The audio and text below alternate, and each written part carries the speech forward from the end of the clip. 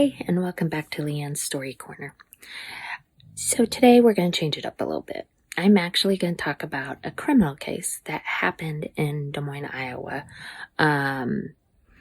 It's a case that hits home to me, as I knew people that were involved.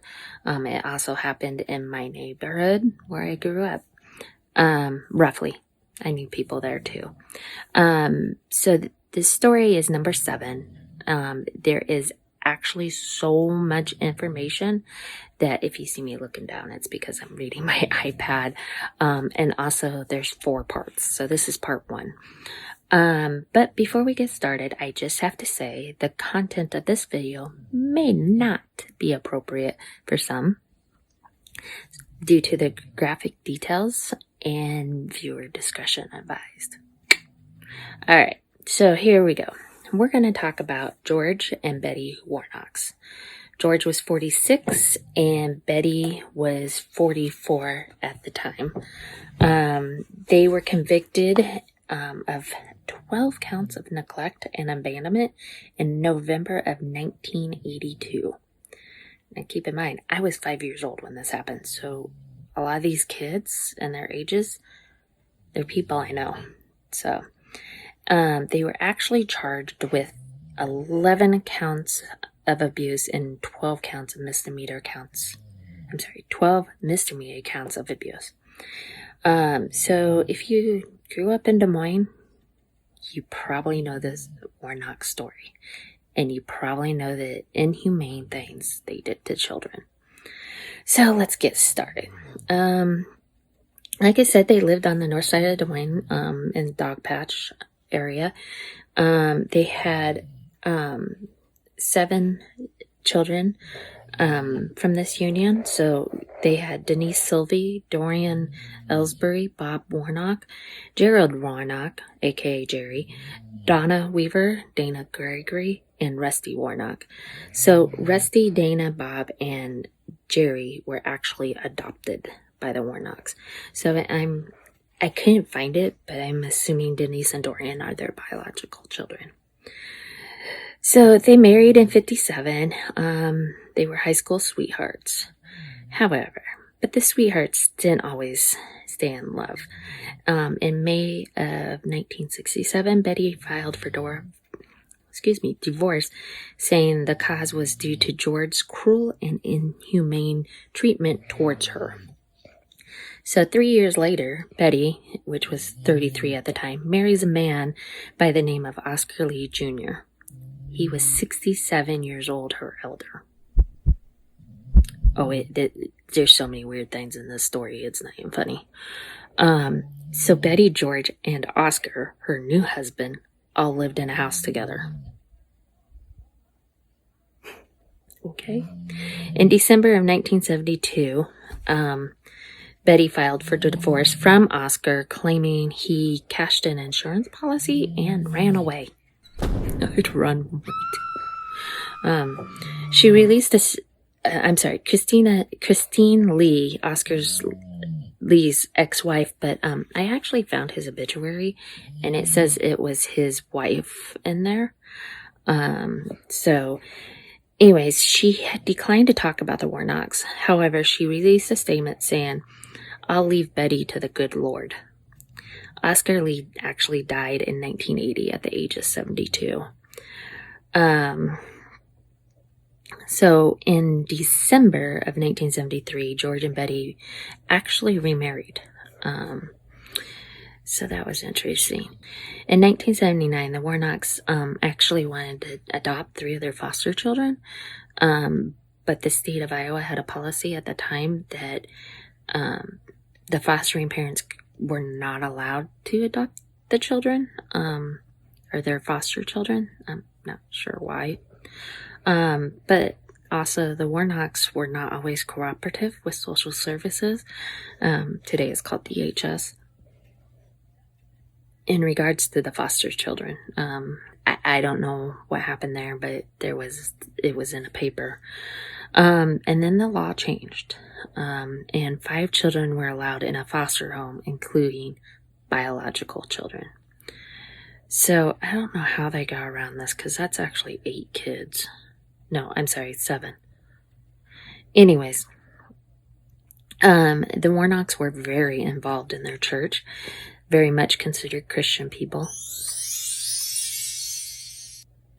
However, Betty's past contradicts that of Christian values.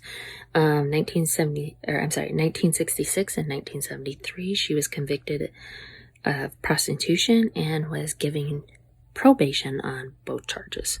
In 1975, the federal grand jury charged them with failure to pay their income tax in the years of 1970 to 71. In 1976, they were convicted and given probation. Now, here's where it all turns around. In July of 1982, Cynthia Anderson Raish, I think that's how you pronounce it, got off an hour early from working at a shift at Perkins. Miss Anderson headed to the Warnock's home to pick up her young son, BJ, Brandon, aka BJ. Miss Anderson approached the house and was greeted by Meredith Thompson, age 9, and Katie Hammond, age 7. And I do want to say that all this information is public, along with their names and ages. As the two young girls took Miss Anderson to get BJ, she noticed Betty was sleeping on the couch. George was also not home. The young girls took Miss Anderson to a room off the bedroom. When she entered the room, what she saw and smelled was just horrific, and she was mortified. She couldn't believe this was happening. There were 12 wooden boxes. They were 3 high by 4 across, and they were 2 by 2 by 2 feet. The stench of urine was horrible in the room.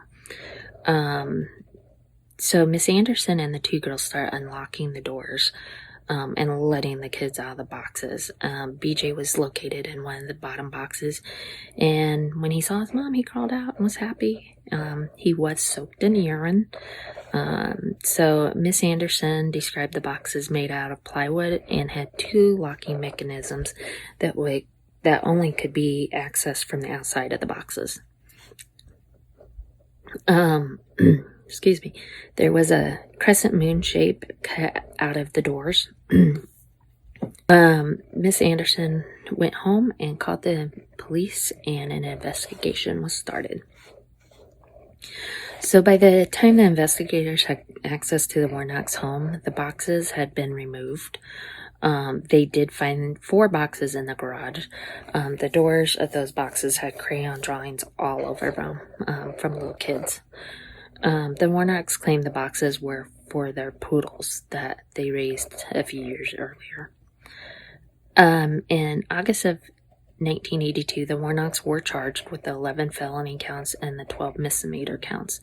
They were both arrested, and bond was set at $16,000 each. However, gotta love laws. The county's pretrial release program, they were able to be set free. Trial was set for October 18th of 1982.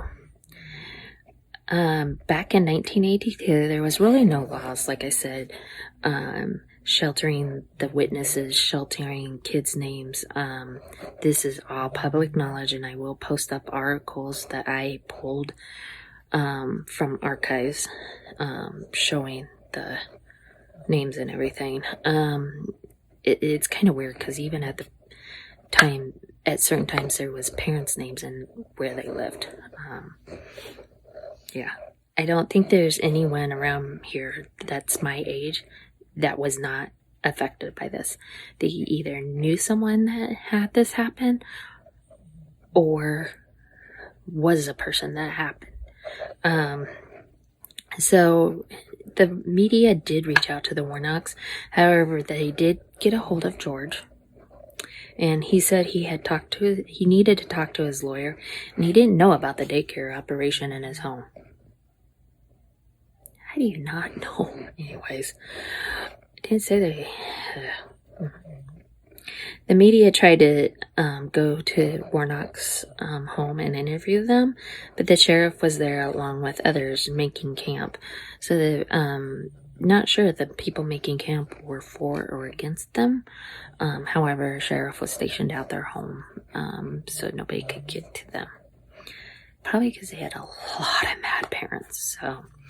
So that's it for part 1. Lays the background.